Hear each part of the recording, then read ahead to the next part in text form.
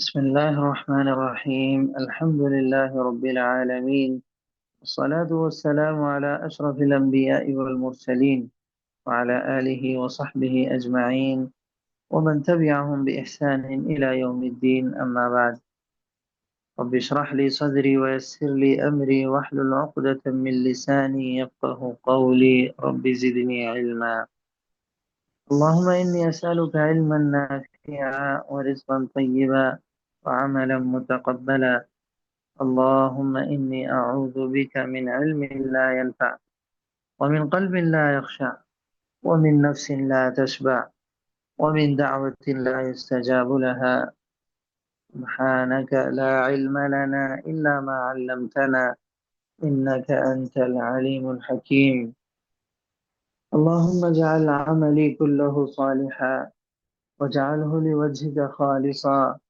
ولا تجعل لأحد فيه شيئا آمين يا رب جی تو ہم لوگ سیرت طیبہ پیارے نبی صلی اللہ علیہ وسلم کی زندگی میں مکی زندگی کے متعلق پڑھ رہے تھے، اور ہم یہاں تک پڑھے تھے کہ پیارے نبی صلی اللہ علیہ وسلم پر جو مشکلیں اور پریشانیاں آئی تھی، ان میں جو ہے دو بہت بڑی مصیبت اور صدمہ آپ صلی اللہ علیہ وسلم کے اوپر آیا، وہ تھا آپ کے چچا ابو طالب کا انتقال۔ بلکہ اس انتقال سے بھی بڑھ کر غم کیا ہے کہ آپ جو ہے اسلام کی حالت میں نہیں مرے، بلکہ مشرک ہو کر آپ مرے۔ یہ جو ہے بہت زیادہ غم اس چیز کا۔ اور ایک چیز، خدیجہ رضی اللہ عنہا جو آپ صلی اللہ علیہ وسلم کی چہیتی بیوی ہے، سب سے پیاری بیوی، آپ کی سب سے سچی مددگار اور ہمیشہ آپ کی مدد کرنے والی، وہ جو ہے آپ کو چھوڑ کر چلی گئی۔ تو یہ دو صدمے آپ صلی اللہ علیہ وسلم کو بہت زیادہ تکلیف دے تھے، اسی لیے اس کو کیا کہا گیا؟ غم کا سال کہا گیا۔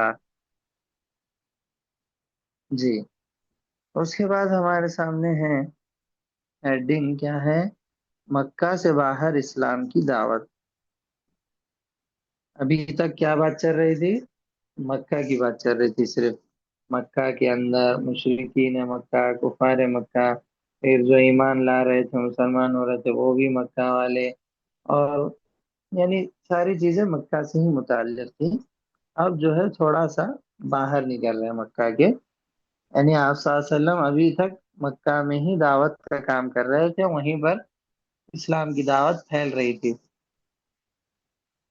کیونکہ دعوت دینے کا طریقہ، نصیحت کرنے کا طریقہ، کسی کو کچھ بھی مطلب اچھائی کی طرف بلانا ہے تو اس کا طریقہ یہی ہوتا ہے۔ سب سے پہلے آپ اپنے قریبی لوگوں کو اس چیز سے آگاہ کریں گے، جیسا کہ سب سے پہلے آپ کے گھر والے ہیں، تو پھر آپ کے رشتہ دار ہیں، سب خاندان والے، یہ آپ کے سب سے قریبی ہے۔ پیارے نبی صلی اللہ علیہ وسلم سب سے پہلے اپنے گھر والوں، خاندان والوں کو دعوت دیے، اور اسی طرح پھر آپ کی آس پڑوس اور بستی والے ہیں، تو اسی لیے آپ صلی اللہ علیہ وسلم مکہ میں دعوت دیتے رہے، کیونکہ مکہ والے آپ کے اس دعوت کے زیادہ حقدار تھے۔ اس کے بعد پھر آپ کو اور آگے بڑھنا ہے، دائرہ وسیع کرنا ہے، تو پھر اس کے باہر بھی جو ہے آپ جا سکتے ہیں۔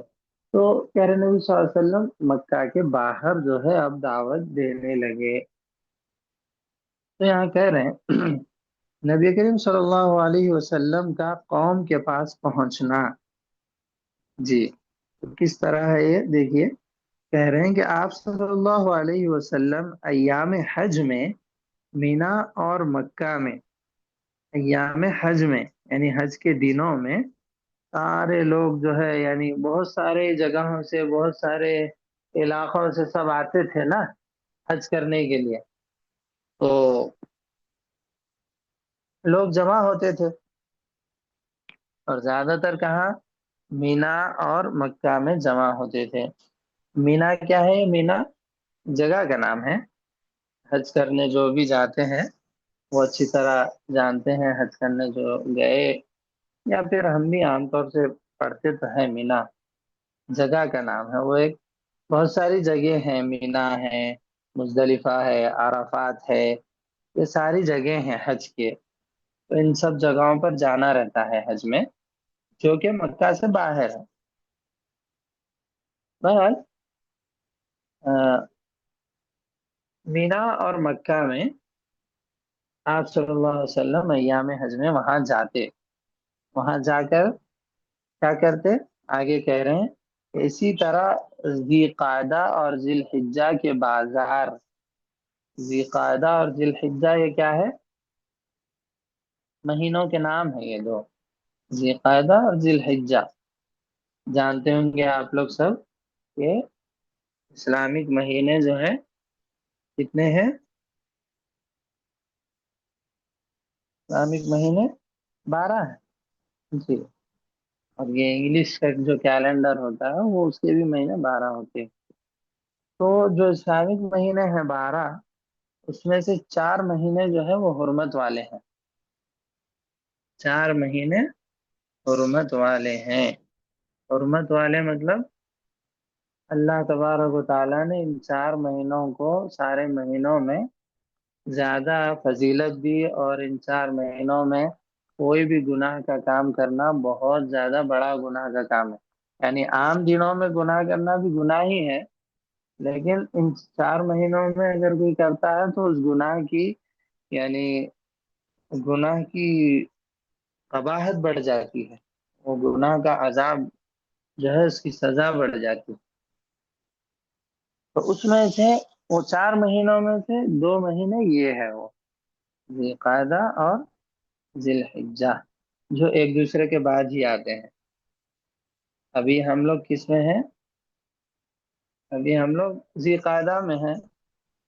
ابھی چند دن کے بعد ہی ذی الحجہ شروع ہوگا.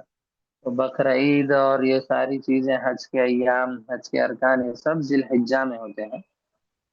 تو ذی قعدہ اور ذی الحجہ یہ دونوں حرمت والے مہینے ہیں. اور اس کے بعد جو مہینہ آتا ہے، یعنی سال جو شروع ہوتا ہے، محرم، وہ بھی جو ہے حرمت والا مہینہ ہے.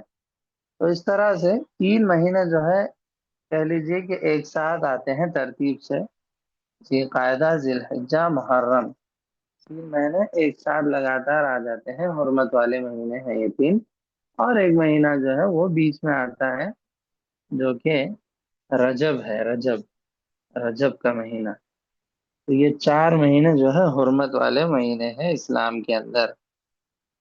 تو بہرحال یہاں پر ان 2 مہینوں میں جو ہے مشرکین مکہ کے درمیان اور وہاں پر جو ہے بازار لگتے تھے. بازار، بازار، یا آپ اس کو کہہ لیجیے ایک طرح سے ایگزیمیشن کہہ لیجیے. ایگزیمیشن، ہمارے یہاں ایگزیمیشن ہوتا ہے، سال میں ایک مرتبہ ہوتا ہے نا وہ، جنوری یا فروری کے مہینے میں لگتا ہے وہ. تو اسی طرح سے ان کے پاس بھی سال میں ان 2 مہینوں میں جو ہے ذی قعدہ اور ذی الحجہ میں بازار لگتے تھے، بڑے بڑے بازار. بہت بڑے بازار ہوتے تھے وہ. تو ان بازاروں کے نام بھی ہوا کرتے تھے، بازاروں کے نام بھی ہوتے تھے. یہاں پر وہ نام ذکر کر رہے ہیں. ایک کہہ رہے عکاظ. ایک بازار کا نام کیا ہے؟ عکاظ. جی. اسی طرح ایک اور بازار کا نام کیا ہے؟ مجنہ. بازار مجنہ. مجنہ ایک بازار ہے. اسی طرح ایک اور بازار ہے، اس کا نام ہے ذو المجاز. ذو المجاز، بازار ذو المجاز. تو ان 2 مہینوں میں وہاں کے لوگ بڑے بڑے بازار لگاتے تھے. آپ صلی اللہ علیہ وسلم جو ہے وہاں بازار بھی جاتے تھے لوگوں کو دعوت دینے کے لیے. تو عکاظ، مجنہ، ذو المجاز یہ سب بازار ہیں. ذی القعدہ، ذی الحجہ کے بازاروں میں مختلف قبائل کے پاس آپ خود جا کر اسلام کی دعوت دیتے، جس سے کئی افراد نے اسلام قبول کیا. جی. آپ صلی اللہ علیہ وسلم کی یہ محنت ضائع نہیں ہوئی ایسے ہی، بلکہ محنت رنگ لائی، اور کئی سارے لوگ بھی اسلام قبول کیے. جیسے مثال کے طور پر یہاں ایک نام ذکر کر رہے ہیں، جیسے مدینہ سے آنے والے شاعر، یعنی مدینہ سے وہ آیا تھا آدمی اس بازار میں، نام کیا تھا ان کا؟ تو سوید بن صامت، سوید بن صامت یا سوید بن صامت ان کا نام ہے وہ۔ اور ایک دوسرے نوجوان جو آدمی تھا، نوجوان تھے وہ، ان کا نام کیا ہے؟ ایاس بن معاذ، ایاس بن معاذ، صحابی ہیں دونوں، اسلام قبول کر لیے تو ظاہر سی بات ہے صحابی ہو گئے۔ تو پیارے نبی صلی اللہ علیہ وسلم کی دعوت دینے کا یہ جو انداز تھا کہ پہلے اپنے لوگوں کو دعوت دی، سب کو سمجھایا، اس کے بعد نہیں مانے تو تھوڑا سا آگے بڑھ کر اور آگے گئے، کہاں گئے؟ جہاں لوگ جمع ہوتے تھے، جہاں پر زیادہ لوگ جمع ہوتے ہیں اس جگہوں کو آپ صلی اللہ علیہ وسلم ٹارگٹ کرتے اور وہاں جا کر اپنی دعوت کا کام کرتے تھے۔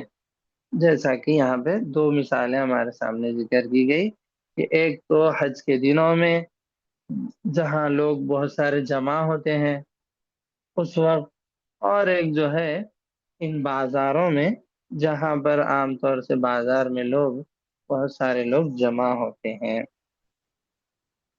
تو ان دونوں جگہوں پر آپ صلی اللہ علیہ وسلم جا کے دعوت دیتے تھے، اور الحمدللہ یعنی اسلام میں بہت سارے لوگ داخل بھی ہوئے، جن میں سے یہاں صرف دو نام ذکر کیے ہیں، سعید بن صامت اور ایک نام ایاس بن معاذ۔ جی اس کے بعد کہہ رہے ہیں کہ قوم کا نبی صلی اللہ علیہ وسلم کے پاس پہنچنا۔ ابھی کیا بتائے؟ یہ نبی صلی اللہ علیہ وسلم کا قوم کے پاس پہنچنا، یعنی آپ صلی اللہ علیہ وسلم لوگوں کے پاس جاتے تھے۔ اب یہ کیا بتا رہے ہیں کہ قوم کا نبی صلی اللہ علیہ وسلم کے پاس پہنچنا، یعنی قوم، لوگ جو ہے، ایک گروپ، قافلہ وغیرہ جو ہے خود آپ صلی اللہ علیہ وسلم کے پاس آتا تھا۔ وہ کیسے؟ کہہ رہے ہیں اسی طرح مختلف شہروں سے مکہ آ کر لوگوں نے خود نبی صلی اللہ علیہ وسلم سے ملاقات کی اور اسلام قبول کیا۔ جی، دوسرے علاقوں سے وغیرہ یہاں وہاں جگہ سے لوگوں سے بہت سارے لوگ آتے آپ صلی اللہ علیہ وسلم کے پاس، ڈھونڈتے ہوئے آتے کہ کون ہے نبی، آتے ان کی باتیں سنتے اور ان کو دیکھتے، اور جو ہے اسلام سے متاثر ہوئے بغیر نہ رہتے بلکہ اسلام قبول کر لیتے تھے۔ جی، تو اس طرح یہاں پر اس کی مثال میں کچھ نام ذکر کر رہے ہیں، کہہ رہے ہیں کہ جیسے ابو ذر غفاری، ابو ذر غفاری رضی اللہ عنہ، مشہور صحابی ہیں ابو ذر، تو یہ بھی جو ہے آپ صلی اللہ علیہ وسلم کو ڈھونڈتے ڈھونڈتے آئے تھے، اور آ کر آپ صلی اللہ علیہ وسلم کے ہاتھ پر بیعت کر کے اسلام قبول کی تھی انہوں نے۔ اور اسی طرح ایک اور نام ہے جو کہ یمن کے شاعر اور سردار تھے، یمن جو علاقہ ہے اس کے بہت بڑے شاعر تھے اور سردار بھی تھے، ان کا نام کیا ہے؟ طفیل بن عمرو الدوسی، طفیل بن عمرو الدوسی۔ یہ کیا ہے؟ شاعر تھے بہت بڑے، اور ظاہر سی بات ہے شاعر ہیں تو لوگ جو ہیں پیارے نبی صلی اللہ علیہ وسلم کو شاعر شاعر کہہ رہے تھے، تو انہوں نے کہا کہ میں خود جو ہے اتنا بڑا شاعر ہوں، دیکھتے ہیں کہ یہ جو نبی باتیں بتاتا ہے کیا ہے یہ بات۔ جب انہوں نے پیارے نبی صلی اللہ علیہ وسلم کی باتیں سنی، وہ خود بہت بڑے شاعر تھے نا، تو سمجھ گئے وہ یہ شعر و شاعری نہیں ہے، شعر و شاعری میں اچھی طرح جانتا ہوں کس طرح ہوتی ہے شعر و شاعری، یہ تو شعر و شاعری نہیں ہے، یہ کسی انسان کا کلام ہو ہی نہیں سکتا۔ اس طرح بہرحال انہوں نے پیارے نبی صلی اللہ علیہ وسلم کی باتیں سن کر اسلام قبول کر لیا۔ اسی میں سے ایک اور آدمی ہے جو جن و شیاطین کا علاج کرنے میں ماہر تھے، یعنی اس علاج کے وہ ماہر تھے کہ جن اور شیاطین کسی پر حاوی ہو جاتے یا اس طرح کا کوئی معاملہ ہوتا تو وہ اس کا اچھی طرح علاج جانتے تھے۔ جی، تو ان کا نام یہاں ذکر کر رہے ہیں، ضماد ازدی، ضماد ازدی ان کا نام ہے جی۔ تو یہ لوگ جو ہے آپ صلی اللہ علیہ وسلم کے پاس خود چل کر آئے، خود ملاقات کرنے آئے، اور خود آ کر خود سے انہوں نے پیارے نبی صلی اللہ علیہ وسلم کے دین کو قبول کیا اور اسلام میں داخل ہوئے جی۔ تو یہ یعنی مثالیں ہیں، اور اگر آپ اس میں ایک اور نام بھی جو ہے ایڈ کرنا چاہتے ہیں تو کر سکتے ہیں، یہ مشہور نام ہے اسی لیے بتا رہا ہوں، ورنہ بہت سارے ہیں، یہاں پر سب ذکر کرنا مقصد تو نہیں ہے۔ یہ مشہور جو ہے سلمان فارسی کے بارے میں آتا ہے، سلمان فارسی کے بارے میں جانتے ہوں گے آپ لوگ۔ سلمان فارسی جو ہے بہت مشکلوں سے ادھر ادھر سے سفر کر کے اسلام کی تلاش میں وہ جو ہے پیارے نبی صلی اللہ علیہ وسلم کے پاس آئے تھے بہت پریشانی سے آئے ہوں۔ پہلے جو ہے وہ مجوسی مجوسی تھے، مجوس بن کے رہتے تھے، اس کے بعد پھر ان کو نصارہ اچھا لگا، دین نصارہ وہ قبول کر لیے، اور پھر اس کے بعد یہودی بن گئے، اور اس طرح سے نصارہ میں جو ہے بہت دنوں تک رہے، کئی سالوں تک۔ نصارہ میں ایسے ہوتا ہے کہ ان کا ایک پاپ ہوتا ہے، پاپ فادر جس کو کہتے ہیں، وہ راہب، وہ ایک بڑا ہوتا ہے پورے نصارہ کا، پوری دنیا میں جتنے بھی ہیں ان کا ایک ہیڈ وہ ہوتا ہے۔ تو وہ جب مر جاتا تو اس کی جگہ کوئی دوسرا آتا ہے، اس طرح۔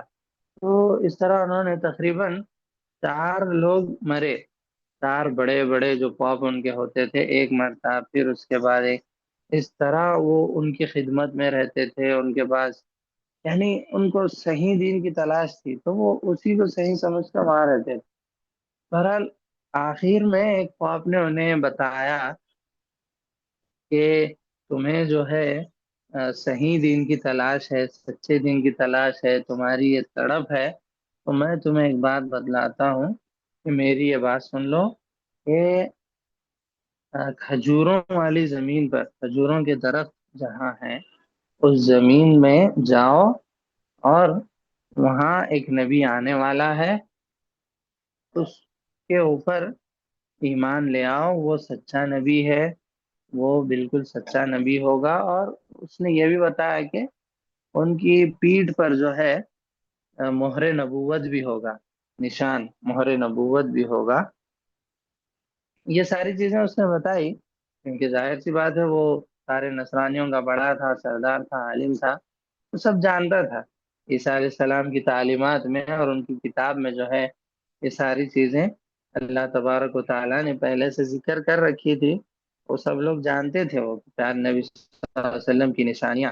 اور یہود کے بارے میں تو اتنا ہے کہ اللہ تعالیٰ نے قرآن میں کہا کہ یعرفونہ کما یعرفون ابناءہم، یہود تو یہ جو تھے نا پیارے نبی صلی اللہ علیہ وسلم کو ایسے جانتے، ایسے پہچانتے تھے کہ کوئی ماں باپ اپنے بچے کو جس طرح پہچانتے ہیں، کوئی ماں باپ سے اپنے بچے کو پہچاننے میں غلطی ہوتی ہے کیا؟ ہرگز نہیں ہوتی۔ جس طرح ماں باپ اپنے بچے کو پہچانتے ہیں، یہود بالکل اسی طرح بلکہ اس سے بھی زیادہ پیارے نبی صلی اللہ علیہ وسلم کو جانتے تھے کہ یہ سچا نبی ہے، بالکل یہ سچا ہے، پوری نشانیاں اس کے اندر ہے صاحب۔ تو یہ لوگ یہ سب جانتے تھے، لیکن یہ ان کی ضد تھی، حد درمی تھی، ان لوگوں نے اسلام قبول نہیں کیا۔ لیکن اس راہب نے مرتے مرتے ان کو یہ بات بتائی سلمان فارسی کو، تو وہ بڑی مشکلوں سے سفر کر کے، ان کے پاس کوئی ذریعہ بھی نہیں تھا، تو وہ کیا کیے، قافلہ جا رہا تھا، اس قافلے کے غلام بن گئے، وہ غلام بن کے ان کے ساتھ سفر کیے کہ وہ وہاں جا رہا ہے، مکہ مدینہ کی طرف جا رہا ہے قافلہ کہہ کے، کہ غلام بن گئے، پھر ایک کے پاس ہی رہے، غلام بن کے کام کرتے رہے اس کے باغ میں، بہت بڑا یعنی ان کا واقعہ ہے۔ اب یہاں اتنا تفصیل سے ان کا واقعہ ذکر کرنے کا وقت نہیں ہے، انشاءاللہ آپ لوگ پڑھیے سیرت کی کتابوں میں، یا پھر صحابہ کی سیرتوں کی کتابوں میں ان کا واقعہ ضرور موجود ہوتا ہے۔ بہت بہترین ان کا قصہ ہے، اور بہت ہی بہترین جو ہے یعنی اسباق ان کے قصے سے ہمیں ملتے ہیں بہت زیادہ لمبی عمر پائے، یہ بہت لمبی عمر ان کی تھی، حتیٰ کہ آپ صلی اللہ علیہ وسلم کے پاس پہنچے اور آپ کو طرح طرح سے آزمایا انہوں نے، یعنی یہ سچا نبی ہے یا نہیں دیکھنے کے لیے طرح طرح سے آزمایا۔ جیسے ایک مرتبہ آپ صلی اللہ علیہ وسلم کی پیٹھ پر سے کپڑا ہٹا کر جھانک کر دیکھنے کی کوشش کی کہ وہ مہر نبوت کہاں ہے، اور ایک مرتبہ کیا کیا صدقہ کی کھجور لا کے دیے تو آپ صلی اللہ علیہ وسلم نے صدقے کی کھجور نہیں کھائے۔ یہ ساری نشانیاں انہوں نے چیک کی کہ یہ نبی کون۔ بعد میں پھر ان کو جب یقین ہو گیا تو آپ صلی اللہ علیہ وسلم پر ایمان لے آئے، اس کے بعد بہت بہترین صحابی بنے، بہت مشہور صحابی بنے۔ جنگ خندق میں جو ہے ان کے مشورے سے ہی پیارے نبی صلی اللہ علیہ وسلم نے وہ خندق کھودی تھی۔ بہرحال انشاءاللہ آپ لوگ پڑھیے، بہت اچھا واقعہ ہے۔ اللہ یعنی ہم سب کو صحابہ کی سیرت سے فائدہ اٹھانے کی توفیق دے۔ تو یہاں پر یہ چند نام ذکر کیے گئے کہ یہ لوگ جو ہے خود سے پیارے نبی صلی اللہ علیہ وسلم کے پاس آ کر ایمان لاتے تھے۔ جی، اس کے بعد ایک اور ہیڈنگ ہمارے سامنے ہے، وہ ہے طائف کا دعوتی سفر۔ طائف کا دعوتی سفر، طائف کیا ہے؟ جگہ کا نام ہے، مکہ سے تھوڑی دوری پر ہے۔ طائف آج بھی جو ہے اسی نام سے مشہور ہے طائف۔ تو وہاں جو ہے آپ صلی اللہ علیہ وسلم دعوت کی غرض سے سفر کیے، وہاں گئے دعوت دینے کے لیے۔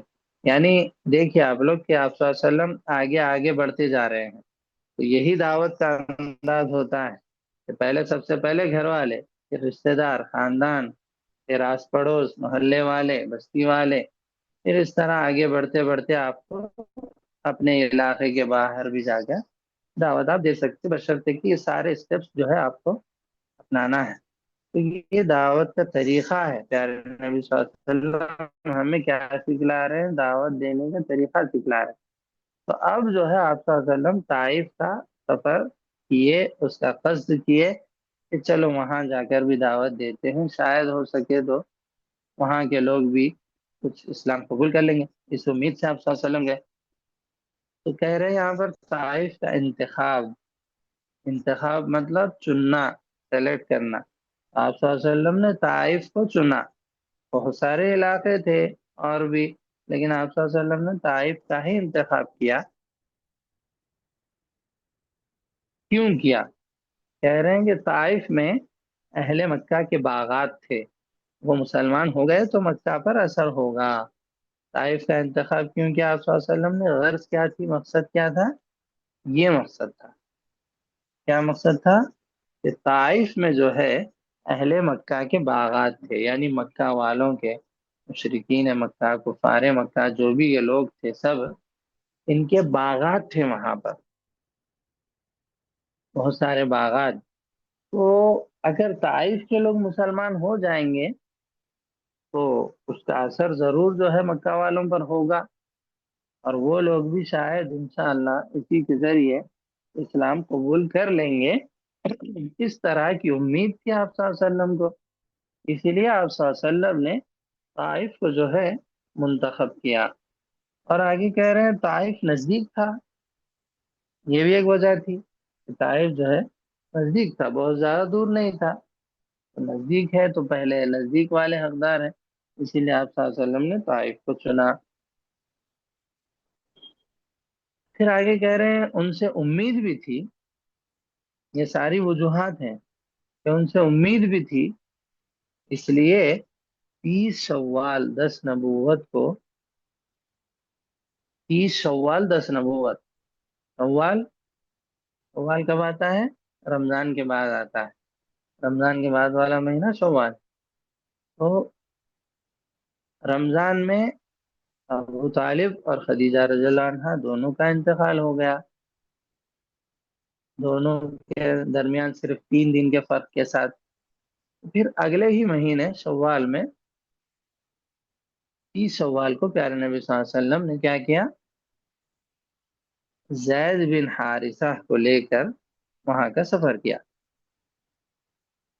ایک ہی آدمی کو آپ صلی اللہ علیہ وسلم نے اپنے ساتھ لیا، جو کہ غلام تھے آپ صلی اللہ علیہ وسلم کے، ان کو آپ نے ساتھ لے لیا، زید بن حارثہ۔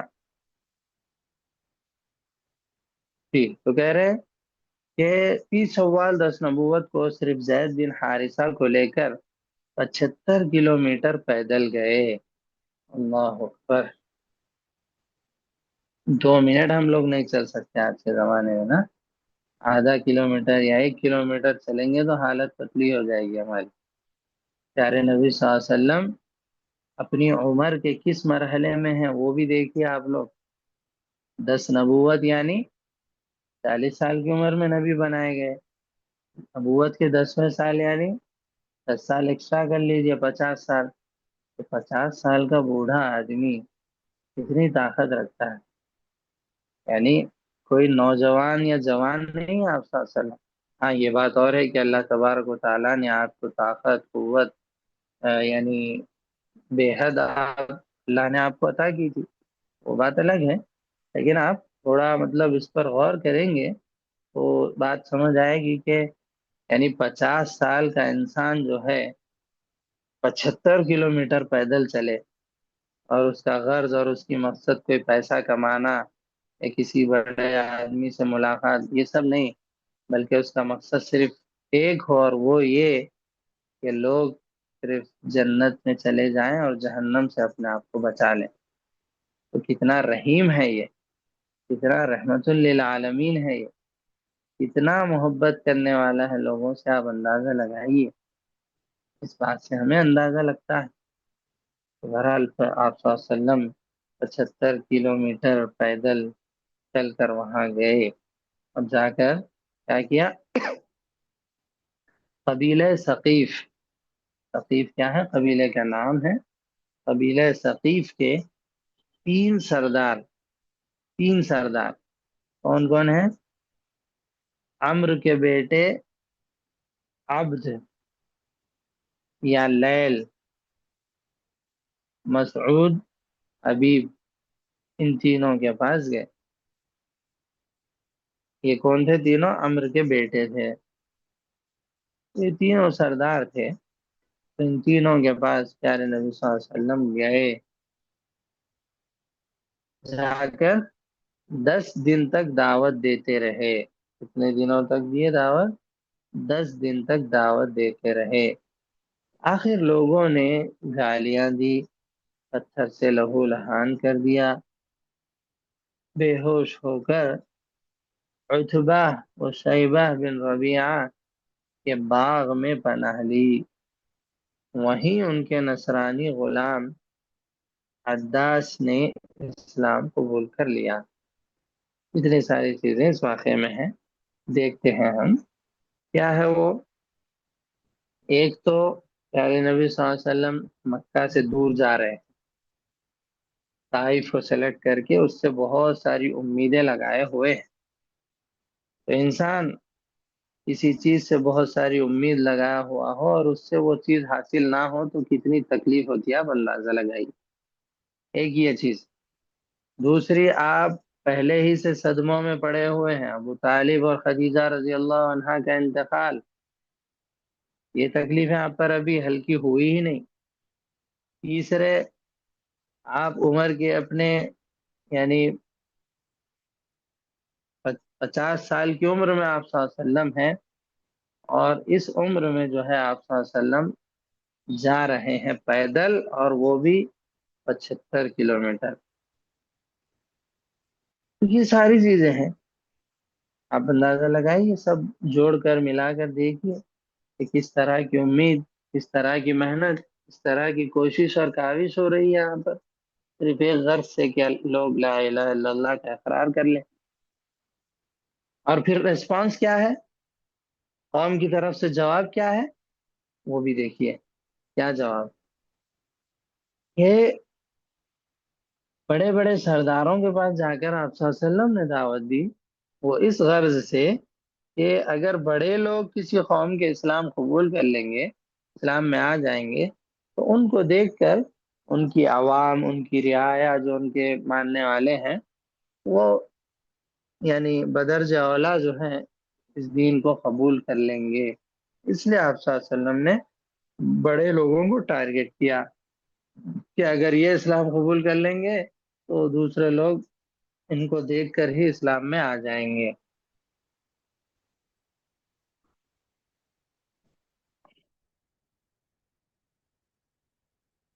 تو 10 دنوں تک آپ نے دعوت دی، لیکن جواب گالیوں کی صورت میں ملا، ریسپانس پتھروں کی شکل میں آیا، اور اتنا مارا گیا پیارے نبی صلی اللہ علیہ وسلم کو. پہنچیے ذرا کہ آپ، میری اور آپ کی حیثیت کیا ہے. میری اور آپ کی حیثیت کچھ بھی نہیں ہے، لیکن پھر بھی ہمیں کوئی مارنا تو دور کی بات، مارنا تو چھوڑ دیجئے، صرف اگر تھوڑا سا اس کے بات کرنے کا انداز بدل جائے، گالی بھی دینا چھوڑ دیجئے، گالی دینا بھی دور کی بات، صرف یعنی ارے تورے اگر کوئی کہے، آپ اجی سے ہٹ کر ارے تورے کوئی کہے تو ہم کتنا غصہ ہو جاتے ہیں اور کتنا اس سے لڑنے لگتے ہیں کہ یہ کوئی بات کرنے کا طریقہ ہے تمہارا، وغیرہ وغیرہ. اور ہماری کچھ حیثیت ہی نہیں ہے، پھر ہمارا کچھ مقام نہیں ہے. لیکن آپ دیکھیے کہ یہ کون ہے، آپ صلی اللہ علیہ وسلم ہے وہ، یعنی اللہ تبارک و تعالی کے بعد جن کا مقام اور مرتبہ ہے، اور اس دنیا کے، اس کائنات کے، پوری کائنات کے آسمان اور زمین میں سب سے افضل، سارے لوگوں سے افضل شخص، اللہ اکبر، کیا مقام ہے اس کا، کیا مرتبہ ہے، کیا درجہ ہے، کیا فضیلت ہے، اتنی بڑی شخصیت ہے. اور سلوک دیکھیے، گالی بک رہے، پتھر سے مارا جا رہا ہے، پتھروں سے، اور اتنا، ایک دو پتھر نہیں، اتنا مارا گیا کہ جسم سے خون بہا بہا بہا، اتنا بہا کہ آپ صلی اللہ علیہ وسلم بے ہوشی ہو گئے. اللہ اکبر، اللہ اکبر. اتنا خون آپ کے جسم سے نکلا کہ پورے جسم سے خون نکلتے نکلتے آپ کے جو جوتے تھے، جوتے پہنے تھے آپ نے، وہ جوتے پورے خون سے بھر گئے، جوتوں میں پورا خون جم گیا آپ صلی اللہ علیہ وسلم کے، اور آپ صلی اللہ علیہ وسلم بے ہوش ہو کر گر پڑے. یہ غلام جو آپ کے ساتھ تھے، زید بن حارثہ، پیارے نبی صلی اللہ علیہ وسلم کو بچانے کی کوشش کرتے، آپ کو ان لوگوں سے دور کرنے کی کوشش کرتے، اور ان سے کہتے کہ مت مارو، مت مارو، یہ تمہارا نبی ہے، تم اپنے نبی کے ساتھ یہ سلوک کر رہے ہو. اور ان کا دل اتنا ہی نہیں بھرا تھا. یہ لوگ، ان لوگوں نے کیا کیا، وہاں کے جو پاگل قسم کے، اوباش قسم کے جو نوجوان، جو غلام، جو لڑکے تھے، ان لوگوں کو جو ہے آپ صلی اللہ علیہ وسلم کے پیچھے لگا دیا کہ ان کو جتنا دل کرے تمہارا مارو، ان کے پیچھے پیچھے جاؤ، جہاں تک یہ جاتے گئے مارتے جاؤ ان کو. لا الہ الا اللہ. کیا حال رہا ہوگا، کیا منظر وہ رہا ہوگا، تھوڑی دیر کے لیے تصور کیجیے. پیارے نبی صلی اللہ علیہ وسلم ہیں اور ان کا یہ حال کر رہے ہیں لوگ. پیارے نبی صلی اللہ علیہ وسلم اگر چاہتے نا تو ایک ہی، صرف ایک جھٹکے میں، ایک جھٹکے میں، زیادہ ٹائم نہیں، صرف 1 منٹ میں یہ ساری کی ساری بستی کو نیست و نابود کر سکتے تھے. صرف ایک، ایک کلمہ آپ کی زبان سے اگر نکلتا ہے نا، سارے لوگوں کو مٹا کر رکھ دے سکتے تھے آپ صلی اللہ علیہ وسلم. لیکن آپ کو تو اللہ نے رحمت للعالمین بنایا، آپ کیسے یہ کام کر سکتے ہیں؟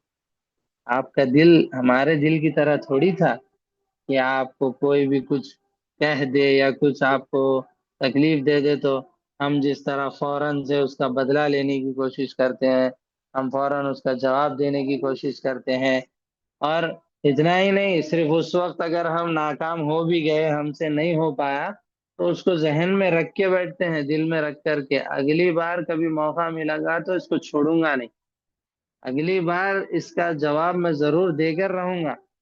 اس طرح سے ہمارے دل ہیں، یہ غلیظ دل. اللہ ہمارے ان دلوں کی صفائی کر. اللہ ہمارے دلوں کو بھی تو پیارے نبی صلی اللہ علیہ وسلم کے تابع بنا دے، اور پیارے نبی صلی اللہ علیہ وسلم نے جو تعلیمات دی ہیں اس پر عمل کرنے کی توفیق دے. تو آپ دیکھیے پیارے نبی صلی اللہ علیہ وسلم کا دل کتنا بڑا ہے. آگے ذکر کر رہے ہیں کہ جب آپ صلی اللہ علیہ وسلم بے ہوش ہو گئے اور آپ کی حالت یہ ہو گئی، تو زید بن حارثہ آپ کو لے کر کہاں گئے، ایک باغ میں چلے گئے، ایک باغ کے اندر گھس گئے. وہاں پر جو کہ وہ باغ عتبہ اور شیبہ، یہ دونوں جو بھائی ہیں، ان ان کا وہ باغ تھا، تو پیارے نبی صلی اللہ علیہ وسلم نے اس باغ میں جا کر پناہ لی، یعنی ان سے جا کر ریکویسٹ کی، پناہ لی کہ ہم یہاں تھوڑی دیر کے لیے پناہ لینا چاہتے ہیں، تو وہاں بیٹھ گئے۔ تو اب سارے لوگ تو یعنی اندر تو نہیں آئیں گے نا، وہ باغ کا مالک آنے نہیں دے گا، سب لوگ، تو وہاں سے پھر وہ لوگ چلے گئے جو آپ صلی اللہ علیہ وسلم کے پیچھے لگے ہوئے تھے۔ تو پیارے نبی صلی اللہ علیہ وسلم نے اس باغ میں پناہ لی، وہاں پر تھوڑی دیر کے لیے رکے اتنی تکلیفوں کے بعد۔ تو کیا ہوا، اس باغ میں جو ہے کام کرنے والا، جو غلام باغ میں کام کرنے والے ہوتے ہیں، ایک غلام تھا جو کہ نصرانی تھا، نصرانی یعنی کرسچن تھا، وہ نصرانی تھا، اس کا نام کیا تھا، عداس، نام کیا ہے اس کا، وہاں پر ذکر یہ ہے عداس، جی۔ تو اس نے کیا کیا، پیارے نبی صلی اللہ علیہ وسلم کو دیکھا، اور پیارے نبی صلی اللہ علیہ وسلم نے جب اس کو بات بتائی، دعوت دی، تو اس نے اسلام قبول کر لیا۔ یعنی یہاں پر بھی آپ دیکھیے، جیسا کہ ہم نے کل پڑھا تھا، ابو طالب کی فکر آپ نے کس طرح کی، لیکن پھر بھی ابو طالب ایمان نہیں لائے نا۔ یہاں بھی دیکھیے ایک مثال، آپ صلی اللہ علیہ وسلم جس کے لیے حریص تھے، جس کی خواہش کر رہے تھے، جن کی تمنا کر رہے تھے، ان کو جا کر دعوت دے رہے تھے، وہ لوگ اسلام قبول نہیں کیے، اور جہاں آپ صلی اللہ علیہ وسلم اسلام لے کر ہی نہیں گئے، دعوت ہی نہیں دیے، لیکن وہاں پناہ لیا آپ نے، تھوڑی دیر کے لیے ٹہرے، اور ایک آدمی نے اسلام قبول کر لیا فوراً۔ تو اللہ جس کو چاہتا ہے ہدایت دیتا ہے، یہ بات جو ہے اچھی طرح ہمارے ذہن میں بٹھانے کی ضرورت ہے، اور ہمیشہ ہر وقت صرف اور صرف اللہ سے جو ہے ہدایت مانگتی رہنی ہے، جیسا کہ اللہ نے سورہ فاتحہ میں ہمیں ہر نماز میں، ہر رکعت میں پڑھنے کا حکم دیا، اہدنا الصراط المستقیم، اے اللہ تو ہمیں سیدھے راستے پر چلا، جی۔ تو دیکھیے یہ واقعہ یہاں اس طرح پیش آیا، اور اس کے بعد کیا ہوا وہ بھی یہاں پر ذکر کر رہے ہیں کہ پہاڑ کا فرشتہ، پہاڑ کا فرشتہ جس کو اللہ نے پہاڑوں کے لیے مقرر کر رکھا ہے، جیسا کہ بارش کے لیے کون ہے، بارش کے لیے میکائیل علیہ السلام ہے، اور یعنی سارے نبیوں کے پاس وحی لے کر آنا، یہ سب کام کون کرتے ہیں، جبرائیل علیہ السلام کرتے ہیں، اور پھر سب کی جانیں نکالنا، موت نکالنا، یہ سب کس کا کام ہے، یہ ملک الموت کا کام ہے، ملک الموت ان کو کہتے ہیں، عام طور سے اسرائیل کہہ کر ان کا نام مشہور ہے، اسرائیل، میکائیل، جبرائیل ہے، تو اسی طرح اسی وزن پہ اسرائیل بلکہ ایسے ان کا نام مشہور ہے، لوگوں کے درمیان مشہور ہے، لیکن یعنی اس نام کی کوئی حیثیت نہیں ہے، یعنی قرآن اور حدیث میں یہ استعمال نہیں ہوا ہے، اسرائیل نہیں، اسرائیل، یہ اسرائیل نہیں، عین سے آتا ہے وہ، الف کے بعد عین، الف نہیں آتا ہے ڈائریکٹ، صرف عین سے، عین زا، اس طرح تو لکھیے مت، وہ نام نہیں ہے، میں بتا رہا ہوں کہ وہ نام نہیں ہے، لوگ جو ہے اس کو ذکر کرتے ہیں عام طور سے، قرآن اور حدیث میں کہیں بھی وہ نام نہیں ملتا ہے ہمیں، بلکہ قرآن اور حدیث میں ہمیں کیا ملتا ہے، ملک الموت، ملک الموت کے نام سے ان کو اللہ نے موسوم کیا ہے، یعنی ملک الموت کا یہ کوئی مسئلہ نہیں، تو وہ سب جانے نکالنے والے ہیں، اسی طرح یعنی اللہ نے بہت سارے کاموں پر بہت سارے فرشتوں کو مقرر کر رکھا ہے، اسی طرح پہاڑوں پر بھی فرشتے مقرر ہوتے ہیں، تو اللہ تبارک و تعالیٰ نے پہاڑ کے فرشتے کو بھیجا، تو کیا ہوا، کہہ رہے ہیں قرن منازل پہنچے تو پہاڑ کا فرشتہ آیا، قرن منازل یہ بھی ایک جگہ کا نام ہے، وہاں جب آپ صلی اللہ علیہ وسلم پہنچے باغ سے نکل کر، تو وہاں